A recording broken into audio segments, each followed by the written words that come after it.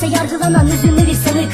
Karanlık ortasında yazdığım iki kelimem kabus oldu. Aydınlık menzilinde mutluluk doğdu. Bir çift sözle aranılan huzur vardı, kör bir gözle kayboldu. Lakin o gözyaşla doldu. 1930 köylü halkın efendisi, 676 2000 artı 6 köylü al anlarını, kaybol yıkıl karşımdan lan. Ömrümün yıkıl